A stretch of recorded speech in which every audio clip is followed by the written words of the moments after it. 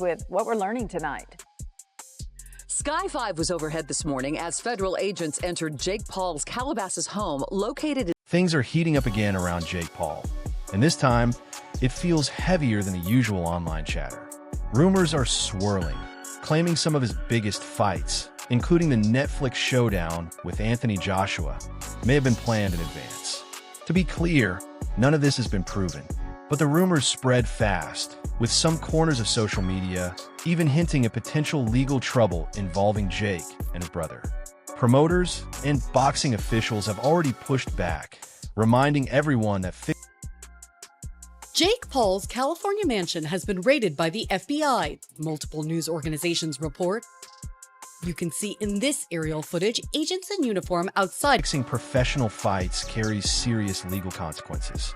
But right now, the real damage isn't in the courts, it's in public trust. Skepticism about Jake's legitimacy has reached a new level, fueled by past controversies, including that widely reported FBI raid years ago. Whether fair or not, the discussion has shifted. It's no longer about whether Jake is improving. It's about whether fans can believe what they're watching. For a fighter whose entire rise depends on attention and credibility, that's dangerous territory.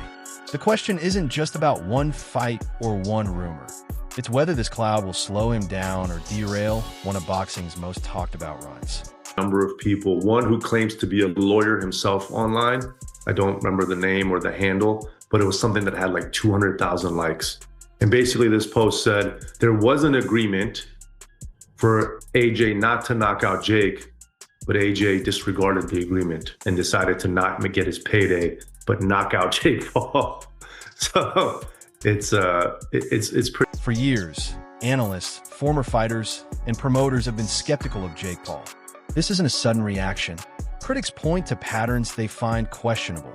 Opponents chosen at precise moments, fights unfolding at unusually careful paces, knockdowns timed perfectly, and contract clauses that feel more like guardrails than agreements. To some, Jake's fights haven't looked like the natural chaos of boxing. They've looked calculated, polished, almost too neat. Boxing thrives on brutal randomness, not choreography.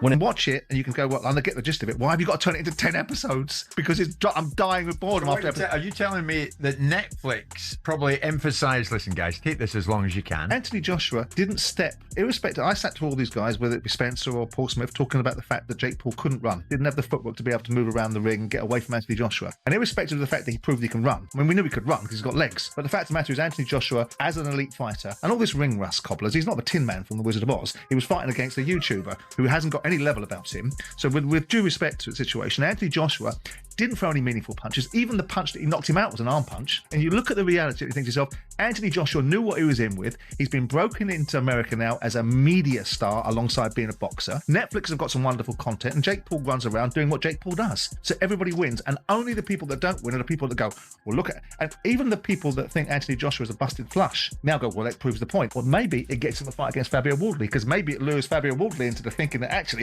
I'll have this version of Anthony Joshua, and then the real version of Anthony Joshua emerges. The bottom line is, enough voices in the sport start raising the same concerns, it stops sounding like hate and starts sounding like doubt. And once doubt creeps in, wins on paper don't matter. Fans wonder if the climb was built on grit or controlled circumstances. Here's where things get grounded. Watching the Joshua fight closely, it didn't look rigged. It looked awkward, risky, and uncomfortable. The kind of chaos only real fights produce. AJ wasn't rushing because he had to. One mistake, isn't it? I'm like, no. One, that's illegal. I mean, this is a professional contest. Two, we would never sign up to anything that's going to make AJ look bad or devalue him, lose rounds, go loads of rounds. Do you think there's any world in which AJ pulls back, though? No, absolutely. He couldn't do that as a fighter. He would be incapable. Could have been global news. Jake didn't fight like a boxer. He fought to survive. Circling, clinching, shooting in, breaking rhythm. It was messy but effective. Survival over style. The pacing felt odd, not because of script, but because Joshua was handling chaos. Jake's durability surprised even seasoned observers. He took clean heavyweight shots late and kept rising. It wasn't high-level boxing from Jake.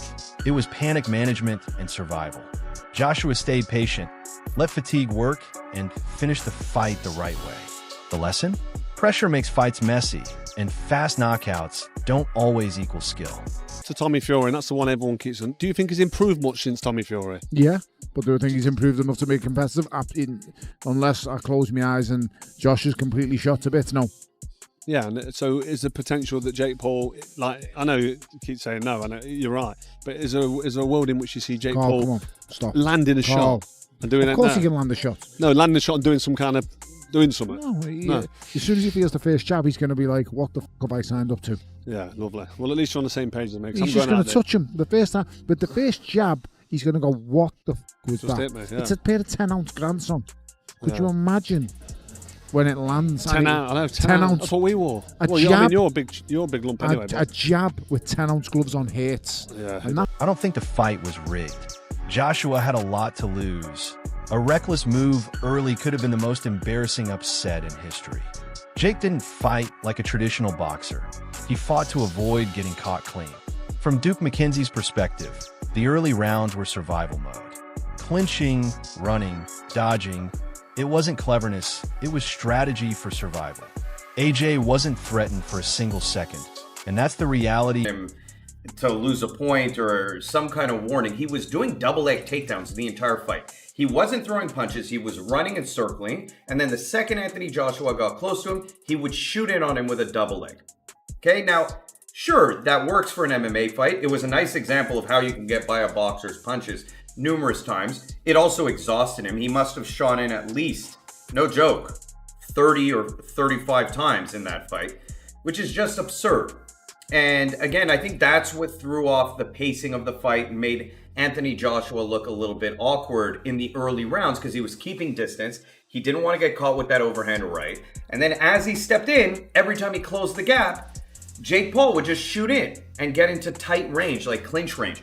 And of mismatched experience showing itself in the ring. Strip away the rumors, the hot takes, and the internet detectives. What remains is a fight that exposed exactly what it was supposed to.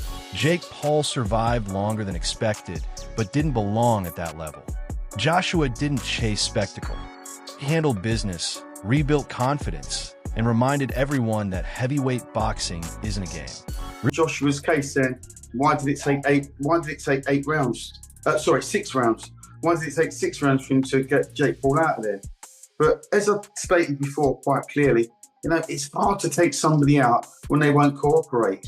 I mean, Jake Paul, he was running around like the road runner in that. Sorry, that's Trevor again. He does this to me every time. Every time I get on, he gets the raving on. Stop, puppy, come here. Yeah, sorry. Jake Paul running around like the road runner last night. He was a bigger letdown because he talked the talk and obviously couldn't back it up. Now, from the minute he got into that ring, to get on the back foot and just start running around was quite pathetic. It almost reminded me. Real fights are messy. Patience beats panic, and skill always shows up eventually. Now I want to hear from you. Is the skepticism around Jake Paul fair, or is he being judged by impossible expectations? Did AJ handle it the right way, or should a heavyweight of his caliber never let it go 6 rounds? Drop your thoughts in the comments, and don't forget to like, share, and subscribe to Bloodline Boxing. See you in the next one.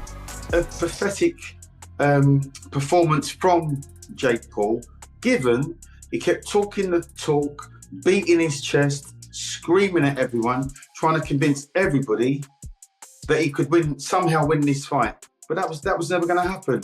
It was so one-sided. It was quite pathetic, to be honest with you. I thought a pathetic performance from Jake Paul because, as AJ said, and everybody knows, he's not a real boxer.